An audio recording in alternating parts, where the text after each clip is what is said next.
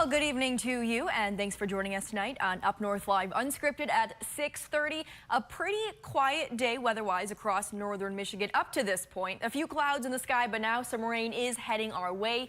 For more on that, let's turn things over to our meteorologist, Trevor Robideau. And earlier, Trevor, you said that everyone is expected to see some rain tonight. When will everyone see that rain? Yeah, the majority of us are going to get that rain overnight tonight, heading into the morning, especially tomorrow morning. The exact timing on the highest intensity of this system was likely to be well past the midnight hours, around 3 to 6 o'clock in the morning tomorrow. So a lot of this will happen very late or early, depending on how you look at it. But yes, as you said, everybody's got at least a chance for rain. And by the time it's all said and done, between tonight, tomorrow morning, and then again tomorrow night and Friday morning, where we have multiple chances for rain and storms.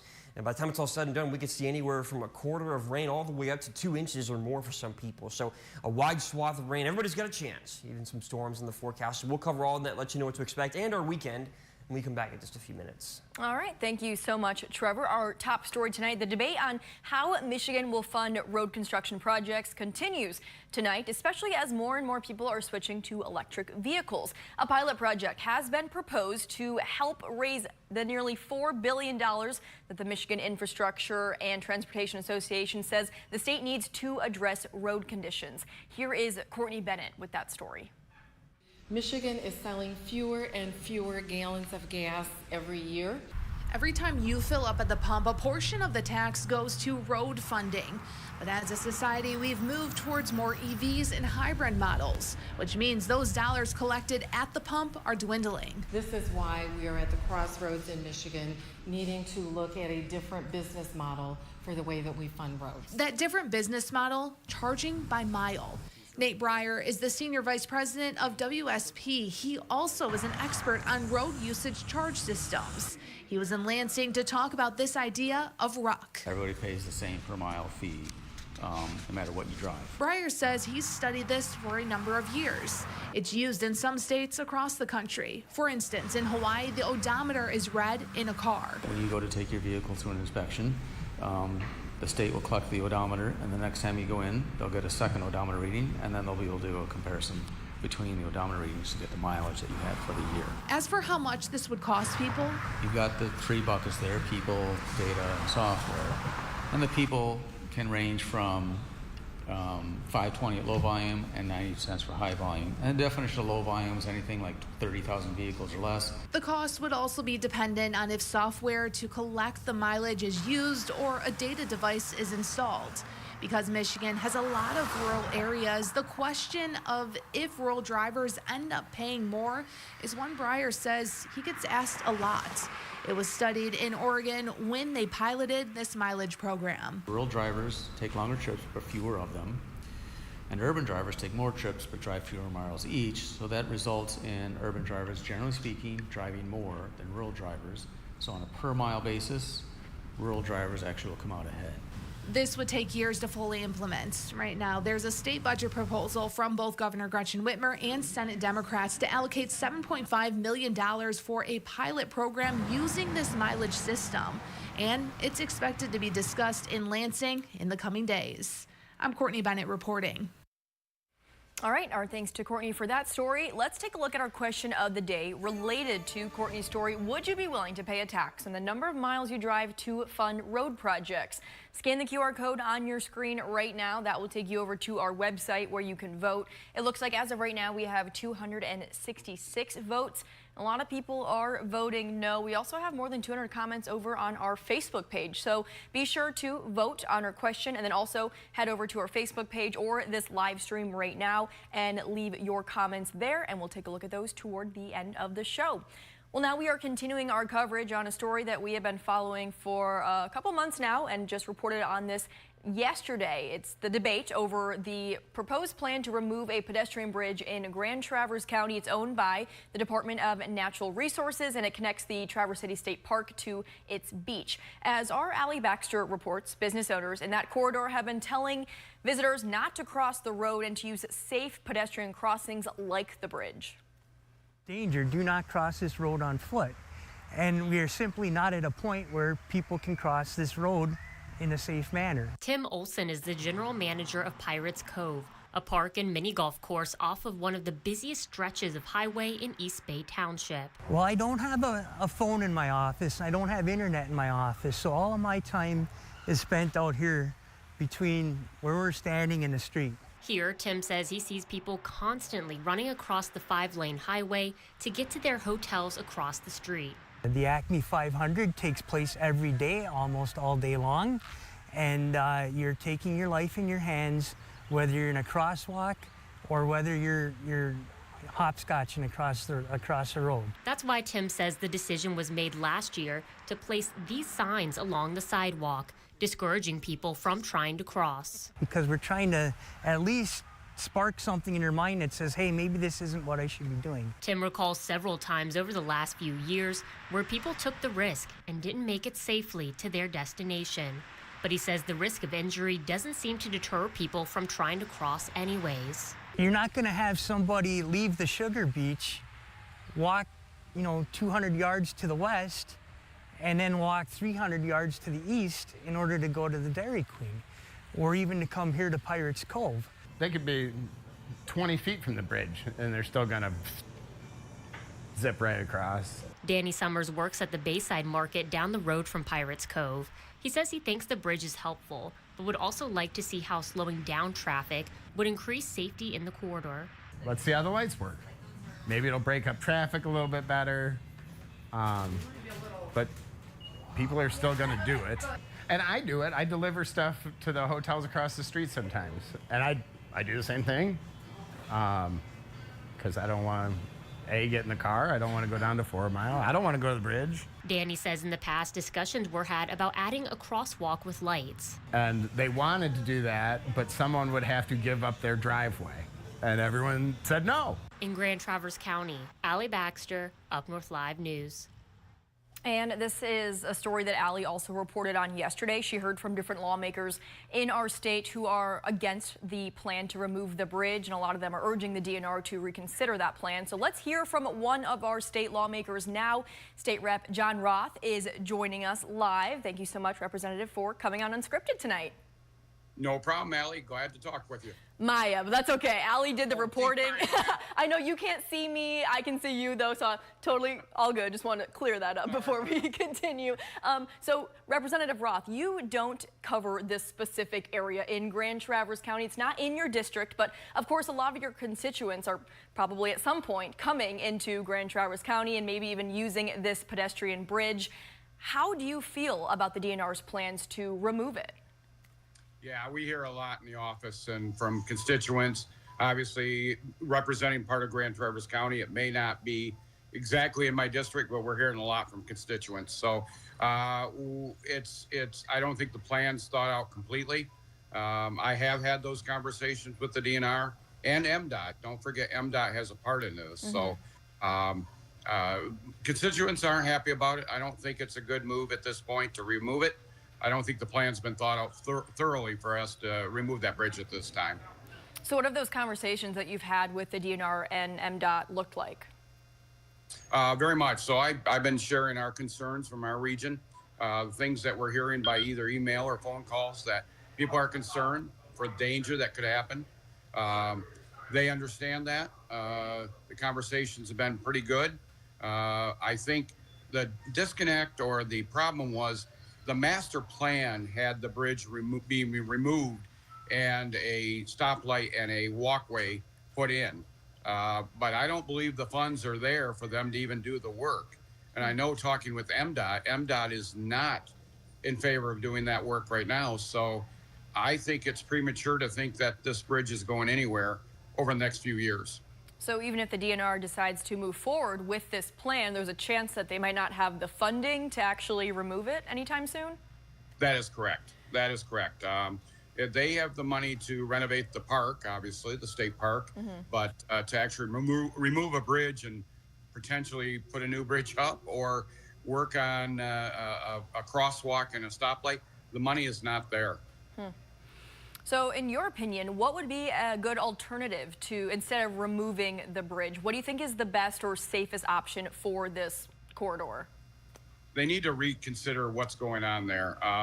Reconsider what a new bridge would cost and do. unfortunately, the bridge that's there today cannot just simply be replaced as that kind of bridge. It's not ADA approved, and that won't be approved to put up a new bridge that isn't ADA approved.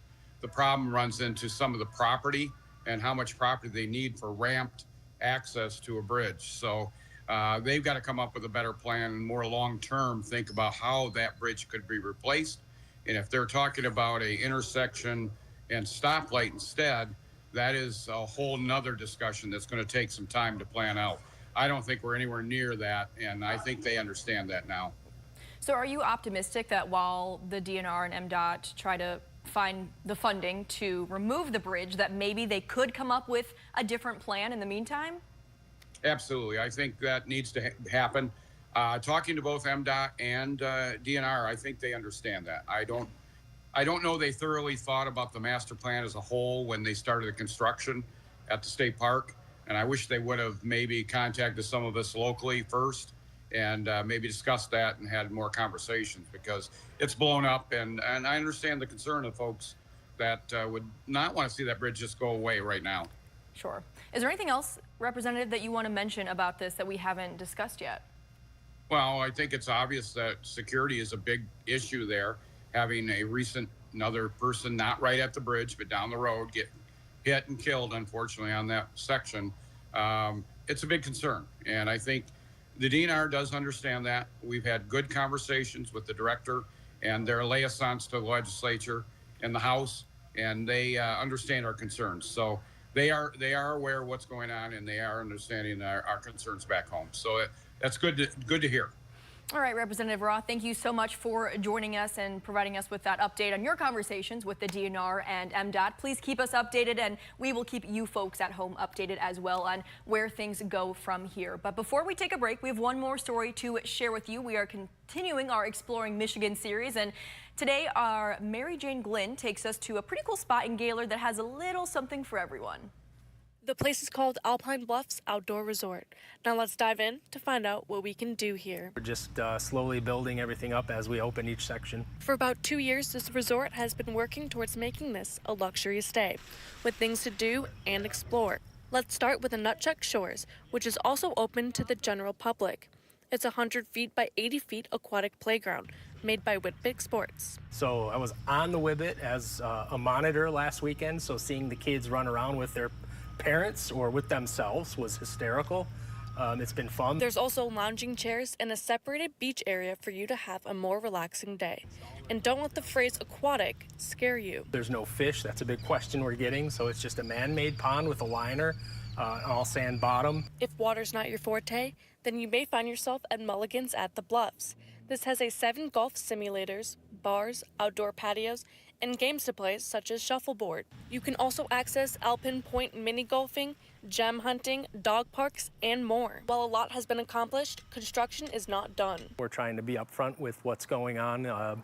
So there's active construction Monday through Friday right now, but we do have a section open for camping, or I shouldn't say camping, but resort stays with RVs. And there's still a lot to look forward to. As you can see, they have already made 4 of the 14 yurts they plan to have for a yurt village. Here's a glimpse into some of the sites and what they are working on. A lot of what's under construction is Western Bluffs, which is going to have over 70 RV sites that are full hookup. We're connected to city sewer, city water, 30-50 amp on the sites, all concrete pads. Cabin Country's in our southwest corner. That will be 55 sites, including, gosh, there's going to be 26 more cabins. In Otsego County, Mary Jane Glynn reporting. Looks pretty fun. Might have to add that to my summer bucket list. All right, let's take a quick break, but Trevor will have much more on the weather forecast, including some rain that is heading our way in just a couple of minutes. I'm Jada Johnson from Big Boys TV, and the Fish and Game Report is sponsored by Johnson's Propane.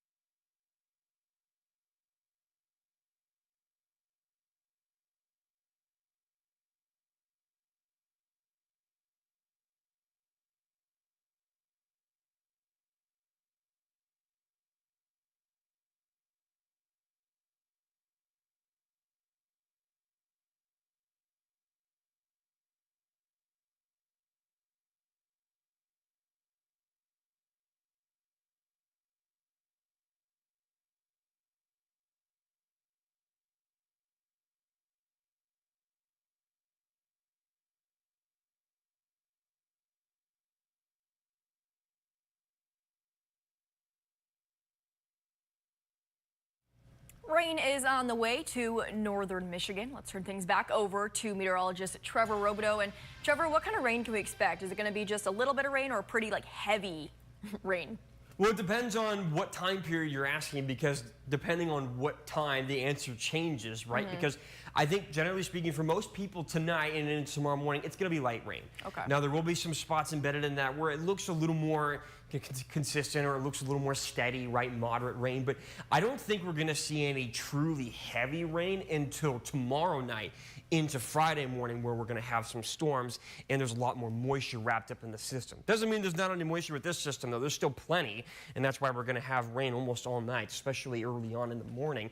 That's a low pressure system going to happen late tonight through tomorrow morning. We've already got some rain in spots, but again, as I just mentioned, this round of rain is mostly just light showers with potentially a few storms, but it's mostly rain.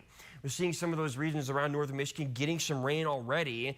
There's the overall look at it as it comes across Lake Michigan, large portions of Minnesota and Wisconsin getting that system right now. We're going to be on the northern end of this, and so it's mostly rain, as I mentioned. There's the look in the Grand Traverse region, Leelanau County extending down into Benzie, Manistee, even parts of Wexford and Grand Traverse, getting some light showers now up towards Beaver Island. And in the eastern upper parts, large portions of Mackinac, southern Lewis, and Chippewa County now getting some of that light rain. This is going to continue to increase as we head overnight. While we are going to see those spots increase in rain in the next few hours, the majority of this is really not going to happen until overnight. See, there's a look at 10 p.m., still kind of crossing the region, or rather crossing into the region. Now, it's later overnight. Take a look at this.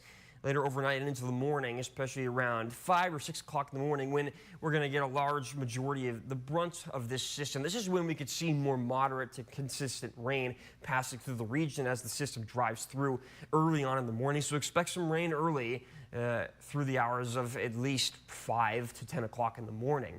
That'll head off to the east. We're expecting consistent light rain showers in the eastern upper for the majority of the day, especially early on, with more lingering, isolated, scattered rain showers in the second half of the morning for the north and lower. And then the same thing in the afternoon, although we're going to be drying out. Once we get towards the evening, though, things dry out for the most part, and we'll actually see a pretty decent amount of warming. Some of our southern and western counties could actually see a lot of sunshine past the afternoon and into the evening, west by 75. And depending on how much sunshine and how much warming we get, we could certainly see a few isolated storms at this time in the evening. But the majority of our storm chances are going to be late tomorrow night going into Friday morning. This is when I think we could have our highest chance for real downpours, is when we have this system move in late tomorrow night into Friday morning, because there will be some storms likely with that.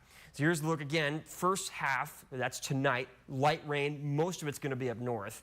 And then there's the look tomorrow night into Friday morning. By the time it's all said and done, we could see anywhere from 1/4 of an inch to as much as 2 inches in some spots or more. Clouding over tonight, late rain and a few storms possible, but mostly rain. And then tomorrow, a wide swath of temperatures anywhere from the 60s to the 80s, and with that rain, and then more rain tomorrow and into Friday, and then calmer and warmer by the weekend. Looking forward to that calm and warm weather, Trevor. Thank you so much for that. We're going to take another quick break, but we'll be right back with Sports Director Harrison Beebe. Stay with us.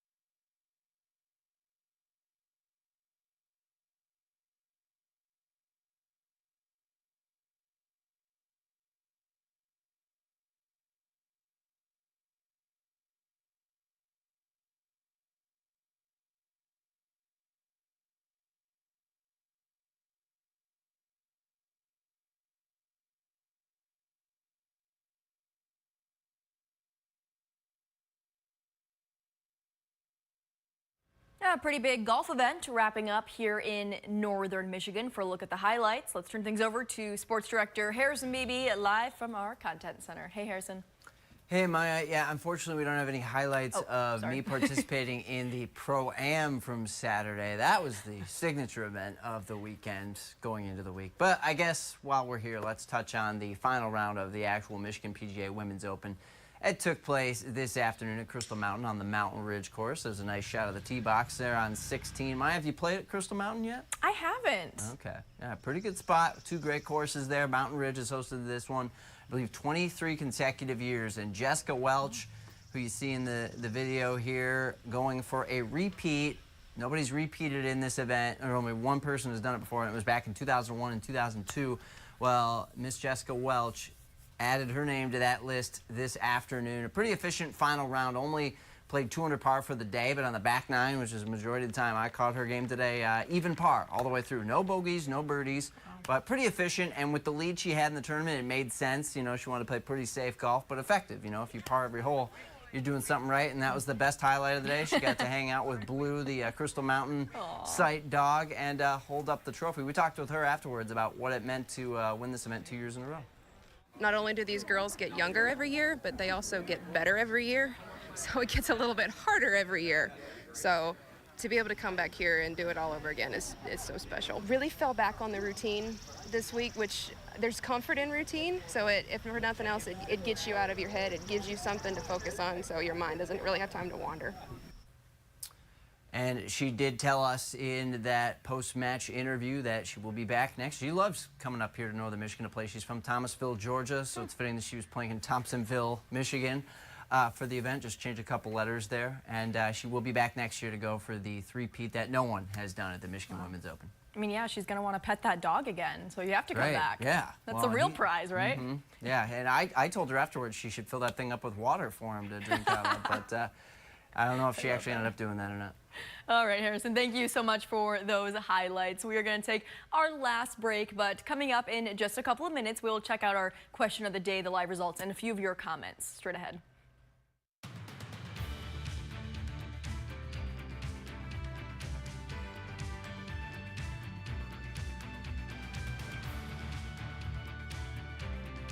Salon services are furnished by Epiphany Advanced Academy in East Acme.